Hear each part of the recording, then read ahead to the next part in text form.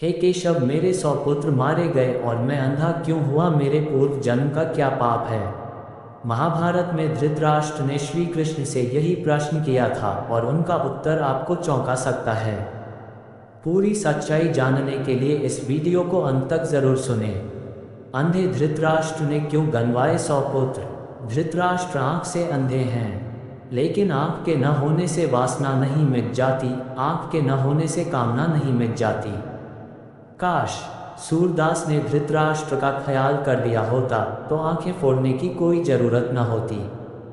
सूरदास ने आंखें फोड़ ली थी इसलिए कि न रहेंगी आंखें, न मन में उठेगी कामना, न उठेगी वासना। पर आंखों से कामना नहीं उठती, कामना उठती है मन से। आंखें फूट भी जाएं, फोड़ भी डाली जाएं, तो भी वासना का कोई अंत नहीं है। पता के जीवन काल में उसके 100 पुत्र क्यों मारे जाएं, इससे बड़ी विडंबना क्या होगी? महाभारत में धृतराष्ट्र के 100 पुत्र मारे गए थे। क्या यह उनके पूर्व जन्म के किसी कर्म का दंड था?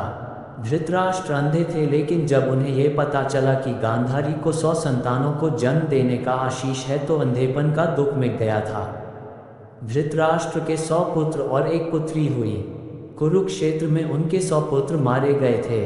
एक पिता के लिए इससे बड़ी विडंबना होगी कि उसे 100 पुत्रों का शोक मनाना पड़े। श्री कृष्ण ने गीता का जो संदेश दिया था उसे अर्जुन के अतिरिक्त संजय और धृतराष्ट्र ने भी सुना था। उसमें भगवान ने कहा था कि सब कुछ पूर्व निर्धारित है, सबको उनके पूर्व के कर्मों का दंड भोगना होगा। धृतराष्ट्र के वह बात स्मरण थी। दुर्योधन और दुशासन मुख्य रूप से पांडवों और द्रौपदी के दोषी थे। उनके मारे जाने को तो धृतराष्ट्र कर्मदंडों से जोड़ रहे थे, पर शेष पुत्रों की तो कोई भूमिका ही न थी। वे क्यों मारे गए, ये प्रश्न धृतराष्ट्र को कचोटता था। महाभारत युद्ध समाप्त होने पर धृतराष्ट्र ने श्री कृष्ण से पूछा, मैं अंधा पैदा हुआ, मेरे 100 पुत्र मारे गए। भगवान, मैंने ऐसा कौन सा पाप किया है जिसका ये दंड मिल रहा है? आपने अर्जुन से कहा था कि जो हो रहा है वह कर्मों का दंड है। मेरे अंधे होने और 100 पुत्रों के मारे जाने के पीछे क्या कारण है? कृपया यह मुझे बताएं। अपने पुत्रों को खोने की पीड़ा से उबरने में ये काम आएगा। श्री कृष्ण ने कहा, महाराज धृतराष्ट्र, आपने उचित ही सुना था। कर्मों का दंड भोगना पड़ता है, उससे किसी को छूट नहीं है। राजा और समर्थवान लोगों को कर्मों का दंड विशेष रूप से भोगना पड़ता है। ईश्वर उन्हें समर्थवान बनाते हैं तो उनसे ज़्यादा जिम्मेदार होने की आशा रखते हैं। कुछ पाने के लिए कुछ तो देना ही पड़ेगा ना महाराज। आप इस जन्म में भी राजा हैं, पूर्व जन्म में भी राजा थे, पर आपने कई पाप कर्म किए। धृतराष्ट्र अधीर हो गए। वह बोले, केशव, मैंने इस जन्म में जो किया वह मेरे सामने है। एक राजा और एक बड़े परिवार का मुखिया होने के नाते मुझे वही उचित लगा। पूर्व जन्म का रहस्य जानने को उत्सुक हूँ। कृपया वह रहस्य खोले कि ऐसा कौन सा पाप था कि मैं अंधा भी हुआ, 100 पुत्र भी गंवाए। भगवान श्री कृष्ण ने धृतराष्ट्र को पूर्व जन्म की याद दिलानी शुरू की। उन्हें पूर्व जन्म में लेकर गए। भगवान बोले, महाराज धृतराष्ट्र, पिछले जन्म में भी आप एक राजा थे। आपके राज्य में एक तपस्वी ब्राह्मण रहते थे। ब्राह्मण के पास हंसों का एक जोड़ा था जिसके 4 बच्चे थे। ब्राह्मण को उन हंसों से अपने संतान के जैसा लगाव था। ब्राह्मण को तीर्थयात्रा पर जाना था, लेकिन हंसों की चिंता में वह जा नहीं पा रहे थे। उसने अपनी चिंता एक साधु को बताई।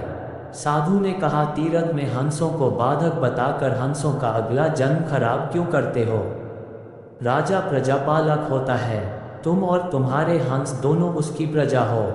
हंसों को राजा के संरक्षण में रखकर तीर्थ को जाओ। आप एक प्रजापालक राजा थे, इसलिए ब्राह्मण को ये बात जम गई।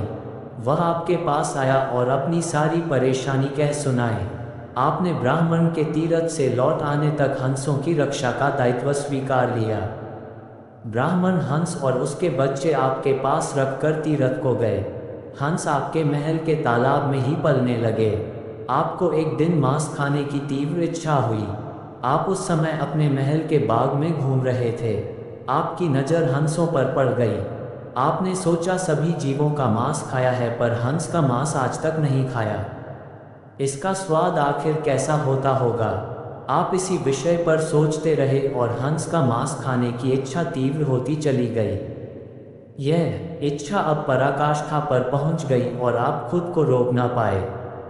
आपने हंस के 2 बच्चे भूनकर खा लिए। उसका स्वाद आपकी जिह्वा को लग गया। हंस के एक एक कर 100 बच्चे हुए। आप सबको खाते चले गए। अंततः हंस का जोड़ा संतानहीन होकर दुख में मर गया। कई साल बाद वह ब्राह्मण तीर्थयात्रा से लौटा और आपके पास आया। उसने आपसे अपने हंसों के बारे में पूछा।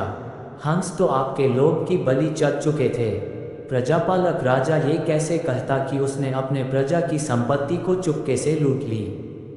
इसलिए आपने ब्राह्मण से कह दिया कि हंस बीमार होकर मर गए। ब्राह्मण दंपति आप पर पूरा भरोसा करता था।